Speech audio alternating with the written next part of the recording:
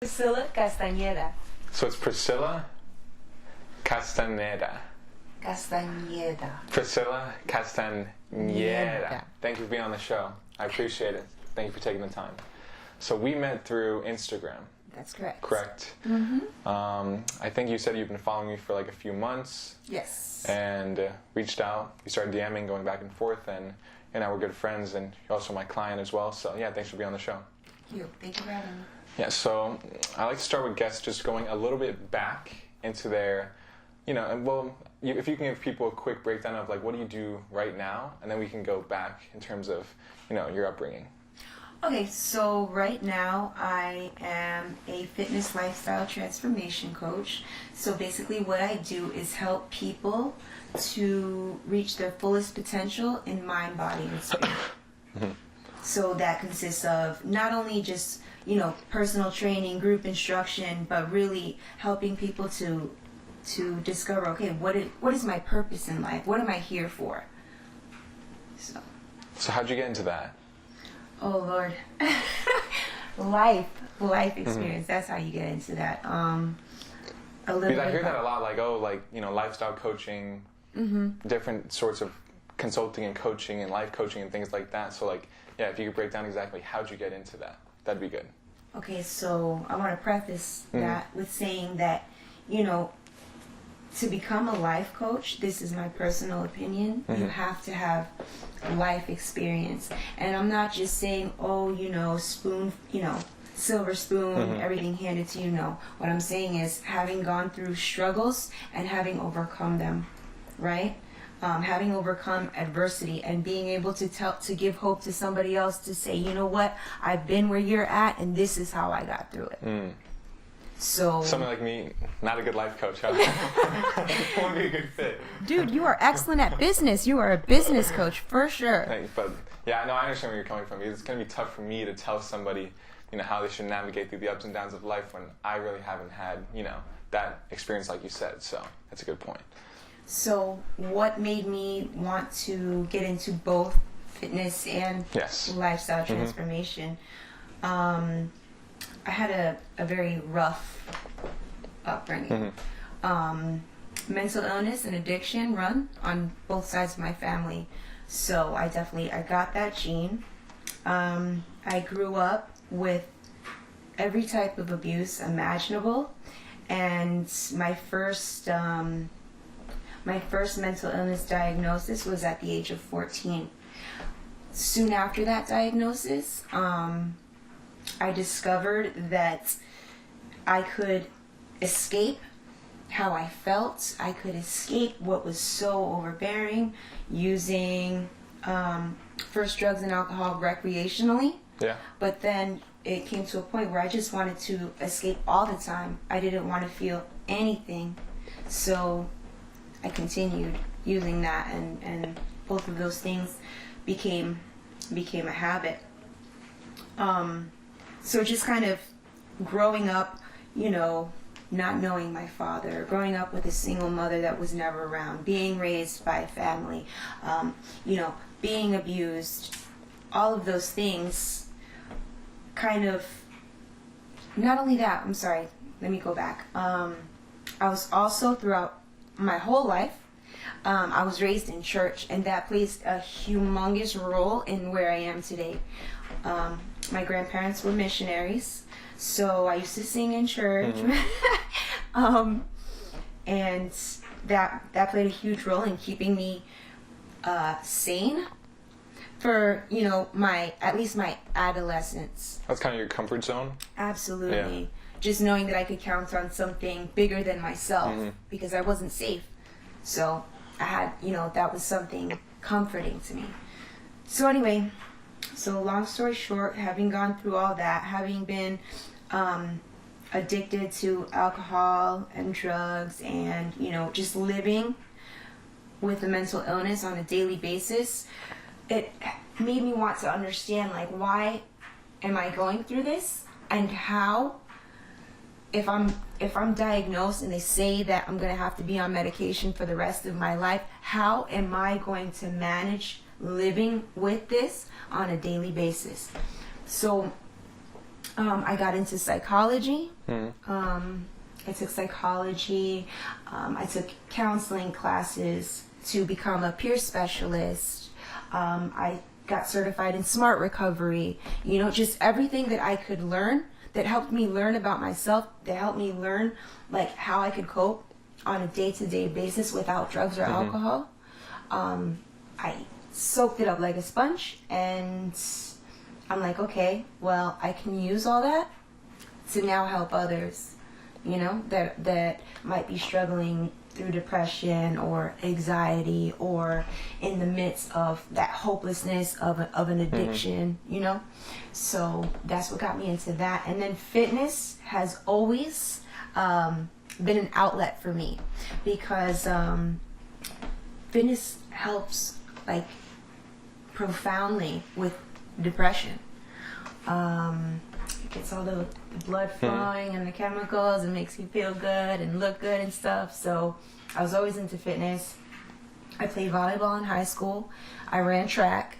And then as soon as I was able to, when I would go to gyms and take group classes, you know, I would learn all the moves and then go home and study and then be like, oh, so if you ever need a substitute, I could do it for you. Yeah. So I started like that, and then I officially got certified in 2010 by NASM, and that's where my training career took off. Wow, that's interesting. I didn't know that much about you, about your background. Yeah. So then, in terms of, you know, you personally, where do you feel that some of the biggest, I guess you could say, you know, like wins have been in terms of, you know, battling your mental illness and overcoming it? Like, what have been some of the, you know, biggest wins, and what are some of the things that have helped you overcome that? Okay. Well, I think one of the biggest things for me was to accept that I'm going to have to live with this for the rest of my life. You know, the prognosis, you're going to have to be on medication for the rest of your life, because your brain chemistry is just not the same as everyone else's. So coming to terms with that was the biggest obstacle, but now that I've done that, it frees me up to like be more accepting of other areas of my life that you know, I have to fix. Yeah. Does that answer your question? Yeah, no, that makes sense. Yeah, and in terms of, you know, the United States and I guess the whole world right now, it seems like mental health is probably one of the biggest issues, but it seems to get a lot of, you know, doesn't seem to get a lot of actual attention on it in terms of other things that might be more newsworthy in terms of getting people to watch the news. So for you, you know, why do you feel that people don't put as much emphasis on it as they should, in terms of like understanding that it's a really important thing that, like, especially with all these school shootings that are happening, it seems like a lot of them are, you know, somehow linked to certain mental illnesses and things like that. Or so, what do you think about that? So, what in my experience, what has always been is there is this very negative connotation when you admit that you have that you struggle with a mental illness, and so that keeps a lot of people from seeking the help that they need. There's like a stigma around it. Absolutely. Yeah. Oh, she's a weirdo. Well, don't talk to her, you know. And middle schoolers and high schoolers are they're mean. They're like they're I the know. worst. Yeah. Wow. So not really empathizing or even sympathizing with somebody who has some sort of mental illness or some sort of mental health issue. They're, if anything, going to just attack it to make themselves feel better. Right. Which is sad. Of course. It's only going to make that person that has that mental illness or has that issue feel even worse. Right. Yeah. So seeking help becomes a little bit more difficult. However, I think as more and more people come out and say, hey, this is what I'm struggling with, this is how I get through it on a day-to-day basis, you know, this is what I'm doing to help me, I think that creates a safe space for others to be like, hey, you know what, I'm dealing with that too, and by the way, I'm going through this, that, and the other. What advice would you give me? Yes. You know what I'm saying? Yeah, and why do you feel that a lot of people don't feel like they want to share any sort of issues are going through, or any maybe mental illness that they have. Like, this seems like we're talking about like a stigma around having one. So you feel that a lot of people don't want to share it, and if so, like, do you feel that there's maybe more people being open about it, and that's going to help younger people have somebody to look up to? Absolutely. Mm-hmm. I do think that, the more people open up about it, the more help people will receive, especially the younger generation. Mm-hmm. And I forgot the other part of your question. It's okay. What was the other part of your question? I kind of forget now too. My memory is actually, lately, it's been pretty dodgy. Yeah. Not gonna lie. Like, I totally forget. I mean, I think it was something around, there's basically a stigma around mental health and mental illnesses. So a lot of younger people, they don't want to really open up about it. Right. But having, older people to look up to that are open about their mental illness and, their mental health issues, it'll give them sort of a role model for them to look up to, and it'll be, really helpful. Yeah. Of course. Mm-hmm. Not only that, I think another very large part of why people don't seek help is because people are so critical these days. Everybody wants to give their opinion and wants to tell you, oh, well, this is what you need to do to get better, or just suck it up, I'm going through this comparison, like, well, I'm going through this, that, and the other, and I don't have mental health issues. Okay, well, that's you. Everybody's on their own life journey. So, the less we judge and the more compassionate we become, I'm saying everybody, not just people with mental illness, not just people with addiction, but as a society, the ability to become compassionate and empathetic is really going to open up the path for true healing, and true personal growth. Not, hey, I'm going to watch Tony Robbins and I'm going to go to Grant Cardone and I'm going to get better that way because I'm going to focus on money. And so it's a different sort of self-improvement, personal development. Of course. Maybe guys like, Tony Robbins, I think he's I don't think he's so focused on money, but I think he's more of somebody in the middle. Like a guy like Grant Cardone, or even Gary Vaynerchuk, I think they're overall positive influences, but like you said, they're really focused on just money, and they're for a certain type of person. Absolutely. There's somebody for everybody. That's already in business and that's already has that mindset. I think, just like you're saying, it's good to have, hopefully other role models that aren't maybe focused so much on business. It's just being an overall good person. Like you said, compassionate, empathetic, things of that nature. I have a question for you. Yes. Being so, you absolutely inspire me. I have to say that Thank you. Right away. But being so young, what made you decide to get into the business that you're in? Like, what part of your life led you to be like, hey, this is what I want to do? That's a great question. So the first business I really started was a total accident. Okay. It was Slim Pickens Meals. It was a healthy meal delivery company. And I started it when I was 18, the month I graduated from high school. So I just turned 18 like a few months before. And I started because a family friend of mine was like, hey, you're healthy. You look like you work out. Can you cook some healthy food for me? I'm trying to lose weight. And I was like, yeah, sure. Like, whatever. I didn't really know about it. It wasn't really, something I had any sort of knowledge about. Like, I never worked in a restaurant or had any idea of the food or catering industry. So I was like, let's just go with it. And then, I made her 5 meals a week. And then she posted on her Facebook. My stepmom posted on her Facebook. I got more orders. And then I was like, wow, this is awesome. I don't have to work for anybody else. I can sort of set my own schedule.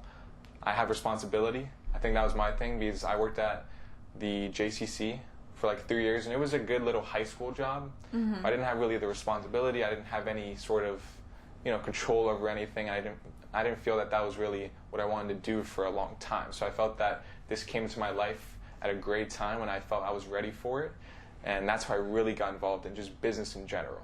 Okay. So the first year was basically it's like learning how to walk. I had flipped shoes and I sold stuff on eBay and things like that, but I had no real business experience. So it was definitely, the first year was like I was a fish out of water. It was tough, but just learning through my experiences, and then I went from there. So that's really how I got my start in business. Yeah. And let me ask you another thing. For the young people, what is your best piece of advice for someone that wants to become an entrepreneur like yourself? First, I would just say, don't look at what everybody else is doing and think, okay, since that's the norm, that's what I should be doing. Because in most cases, if you look at just the statistics of Americans in general, most of them are in debt, they spend more than they make, Right. they have cars that are too expensive, they have homes that they can't afford, they have nice clothes that they don't need, they're not working out, they might be out of shape, they're not eating good. So just in general life, I think too many people, especially younger people, they look at themselves and maybe they're a certain way, but then they look at the norm, like their friends, and just the overall consensus, the normal average, which is it's whatever, it's fine if they want to do that. But if you're really trying to be an entrepreneur, you have to be an excellent type of individual in terms of your work ethic and the work you put in. I mean, it's a really competitive field, so I would just say don't look at what everybody else is doing and think, okay, I mean, they're going to parties, they're hanging out, they're drinking. I kind of want to, maybe go to the Goodwill store and see if I could flip anything on eBay, but, all my friends are playing video games. Maybe is that what I should be doing? And don't just totally disregard exactly what others are doing. Just try to focus on, like, what do you feel that you want to do? And that's probably the good foundation. Like, don't focus on what others are doing and think, okay, that's the norm, that's what I should be doing. Because if that's what everybody else is doing, it's probably not the right thing. Okay, so like comparison. Don't compare yourself to what everybody else is doing. Yeah, I think the general consensus of people, but then also individuals as well. Right. Yeah. Because then you'll really have the focus to think about, okay, what do I actually want to do? And then what type of business do I want to start? And then you'll have more time to focus on that business, more time to work on it. Right. And then on Saturday night or Friday night when you're 1 a.m., you're doing some work on your computer, you're doing some research, you're setting up a marketing campaign, and your friends are on Snapchat posting about, oh, I'm at this club or at this party, smoking or drinking. Some younger people, and even myself, have thought, like, man, should I be doing that? Like, that seems like the norm, like that's what everybody else is doing. But like I'm saying, if you look at the general statistics and just the general consensus of America, most of them are in debt, out of shape, spending more than they make, not loving what they do every day. So in that case, you just focus on, what do you love to do? Like, what do you love to spend your time on? And that's just a foundation for anything that people want to do. So if they want to start a business, I would say it's probably a good foundation to have. That's really good advice. Thank you. Yeah, no, I still deal with it sometimes, because I don't really go out. I don't really hang out with friends. I just don't have as much time as I did in high school. Right.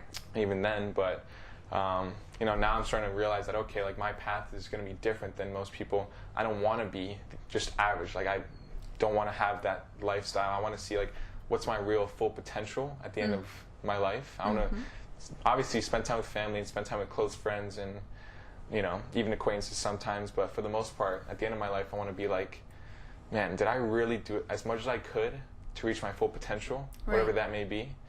And yeah, even if, let's say, I don't hit it or I have some wins and losses, which obviously I will, everybody does, at least I'll know, okay, I put the work in, I did what I had to do, and the results are what they are. So what would you say, because one of the biggest rebuttals that we get in any kind of coaching, consulting, training, any of those is, I don't have time. Right? Okay. So I hear that so much. It's so funny. Right? It's the number one. Time and money. Those are the two biggest rebuttals money, that we get. I understand. Right. I didn't grow up in a well-off family, so I understand people when they don't have money. I totally understand that. But with time, I've actually you actually see my Instagram story. Right. For every day for the last month or so, I've been posting my schedule from what time I wake up and what I'm doing every single hour of the day until I go to sleep. Just to show people, like, number one, if you really want to start a business, you have time.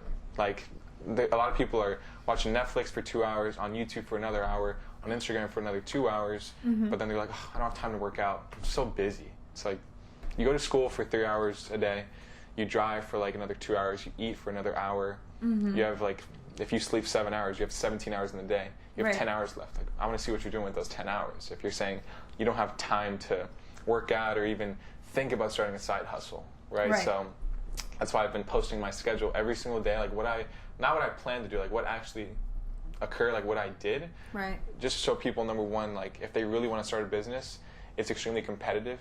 And guys like me, and I'm sure others work harder than me, I don't know, maybe, but probably. But it's really competitive, and like, especially as a young entrepreneur, I don't have a huge team of people that's going to help with some of the more Right. mundane administrative tasks. So I'm going to have to be picking that up myself and just showing people like what it actually takes Right. to not be successful, just to start building something. So Of course. yeah, it's great questions. Trust me. Yeah. Because, you know, like, we have to make Mm-hmm. time to pursue our purpose, Mm-hmm. to pursue our passion, but also to, like, build bonds with the people that we love, right? Because at the end of the day, what are people gonna remember about me? Mm-hmm. You know what I'm saying? What are people gonna remember? You know, the clothing company that I started, or are they gonna remember the impact that I had and how I made them feel when they were with me? Mm-hmm. You know what I'm saying? Yeah, I feel that especially nowadays with our phones and tablets and laptops and social media and everything yeah. that's going on with technology. Like you said, I feel that the bonds aren't being made, especially even with close family members. Right, right. See people at restaurants, husband and wife, Oh. boyfriend and girlfriend, on their phones. I'm like, just don't hang out. Like, get exactly. takeout, go home. Like, Right, it's, right. It's embarrassing, to be honest. And obviously, you know, if you're with your kid, he's 4 years old, and he's crying, and you're trying to have a decent time, it might be okay to give him a phone every once in a while. But Yeah. like you said, with bonds, I feel that a lot of family members don't sit down and actually eat dinner anymore. My family doesn't anymore. We used to, like, probably every like Friday with pizza. We'd always get pizza. We don't do that anymore. Yeah. It's like, oh, sorry, I'm watching this Netflix show. It's really good. I'm kind of into it, so like, sorry. And then you got another one, oh, I'm doing this, and then another one, hang out with friends or something like that. So I think I'm with you on that, and in that at the end of life, it's not really going to be about, obviously, maybe to you, it depends on what you're, what's important in your life, but Right. I think the bonds that you make with people, like who's going to show up at your funeral, I think that's definitely something to think about. Yeah. Yeah. That's a great point. For sure. Great point. You know, and just balancing everything. At the end of the day, we do want to balance things. You know, my work life, my hobbies, my interests, taking care of myself. That's why it's life. That's why it's a lifestyle. You know what I'm saying? Taking care of myself and spending time with my family. Like, there's all these areas of life that we have to juggle constantly. And so if you focus too much on one, all the other areas are going Definitely. to suffer. That's going to affect that one that you're focusing on. Right. Like, especially people that are really, really dedicated entrepreneurs, sometimes they don't make time for Exactly. family. Like, let's say they have 2 or 3 hours in the day that's open, instead of maybe spending time with family in any way possible that they want to. They'd rather watch Netflix or hang out with this friend or this girl who, like, they know they don't really like, but, like, she's kind of pretty, so whatever. Like, that's what they do instead of maybe hanging out with family. Yeah. It's I know. But then even though, like, they're probably not going to talk with that acquaintance, or they're not really going to care about the people at that bar, in 6 months they're going to still have their family, but it's just about the choices in life. Like, Right. people have time to do what they want to do in terms of work, business, whatever, health, working out, eating healthy, and then family. There's definitely time for that. Yeah. What people focus a lot of their time on is the other mundane, low priority things like Netflix, social media, TV, all of that. Yeah. But then they're like, oh, I don't have time. Sorry, I can't do that, or I can't, go to this potential thing that might be a business opportunity. Right. No, I'm watching Netflix for 2 hours a day. Sorry. It's like, no, it's just not going to happen. Yeah. Especially if you want to start a business. It's just super competitive. Oh yeah. Not only that, sorry to cut you off, but there's an oversaturation of, like, everything everywhere. There's a ton of business consultants and Oh my God. everybody's an entrepreneur Everybody- these days, you know? Everybody's entrepreneur in the Instagram bio. Yeah, It's yeah. like, you know, I don't like to think about what other people are doing too much, but sometimes I do like to be like, okay, like, where's the company? Like, I want to put, you know, give me the website. I want to see what you're doing. Yeah. Especially if I know people well and they, you know, one day just put entrepreneur in the bio. I'm like, entrepreneur. Okay.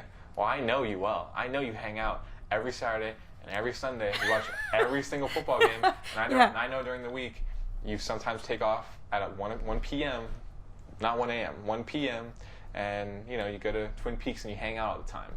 And I know, because I know them well, and I'm like, entrepreneur. Interesting. Muy interesante. See. Yeah, so I agree with you on that. It seems like Gary Vee talks about, it's cool and popular to be an entrepreneur now, but Right. I feel that, I'm not acting like I'm a successful person or whatever, entrepreneur or whatever, but I feel that a lot of people don't really understand exactly what goes into it, like what's the actual life of an entrepreneur. Like they Right. think it's boats, bottles, models. Boats and hoes. Yeah, like that type of thing. They think it's really fun and awesome and freedom. You can do what you want. It's like to a certain small extent. I mean, Yeah. most of the time, and you're putting out fires, and like all the responsibilities on you. Like if it fails, anything fails, it's your fault as the owner, as a founder, whatever you want to call yourself. It's definitely not for most people. Right. Yeah.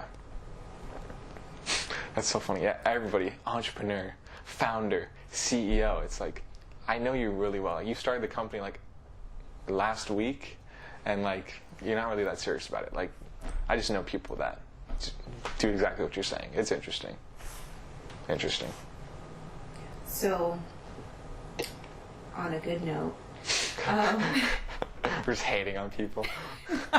not at all. And No judgment. You know what else? Yeah, people. What really grinds my gears. Just kidding. But no, to end on a good note, what would you say to the young people that are looking for a role model? It doesn't matter in what area of life. Like, what would you say to them? What characteristics do you think are important in, someone that you want to aspire to be like, someone that you want to emulate? Like, how do you choose a good role model?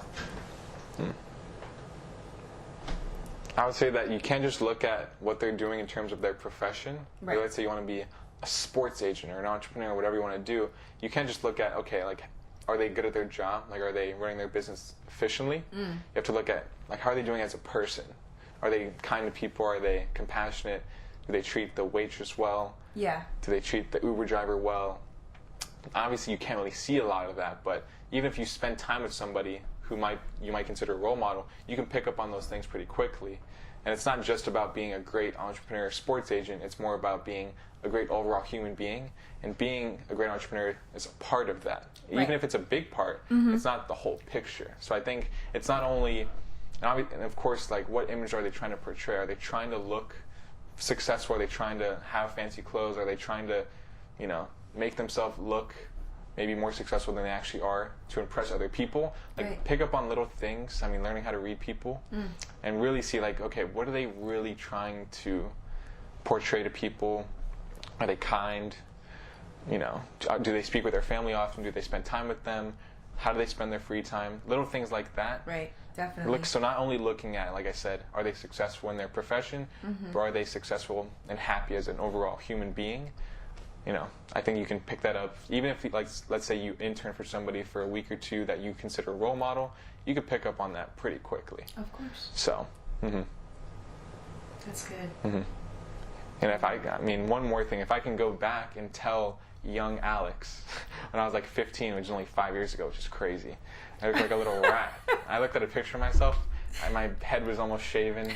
I was like 5'3", skinny. I looked like a little rat. So, it seems like decades ago. It's crazy, but because you're talking about, like, telling younger people certain things, I would say to my younger self, and you could, tell yourself when you were like, maybe 20 or 22, give yourself some advice. But I would say, like I'm saying, like I told before, don't look what other people are doing and think, okay, since that's the norm, that's what I should be doing.